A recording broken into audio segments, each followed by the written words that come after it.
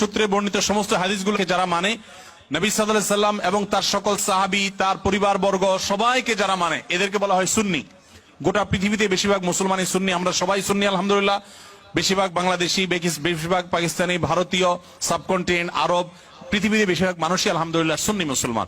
এবং সুন্নি মুসলমানদের বৈশিষ্ট্য হলো তারা কোরআনকে এবং সুন্নাহকে অনুসরণ করে, সুন্নাহ অনুসরণ করার জন্য সুন্নি বলা হয়। আর শিয়া হলো সে সমস্ত মানুষেরা। ভাই, সুন্নি মানে কি? এখন আমাদের সমাজে সাধারণত সুন্নি বলা হয় যাদের ডায়াবেটিস নাই, অর্থাৎ জিলাপি খায় মিষ্টির পরে। কথা বুঝতে পারছেন? মিষ্টি একটু বেশি খায় আর কি। ধরেন ঘর উদ্বোধন করতে মিলাদ, দোকান উদ্বোধন করতে মিলাদ, তারপরে যাই আপনার ছেলে পরীক্ষা পাশ করছে মিলাদ, প্রতি কথা মিলাদ। আর মিলাদ মানেই মিষ্টি, আর মিষ্টি মানেই হলো ডায়াবেটিস মুক্ত। তো সেই জন্য বললাম যে সুন্নি বলতে আমাদের সমাজে বোঝানো হয় মূলত যারা ডায়াবেটিস নাই, প্রচুর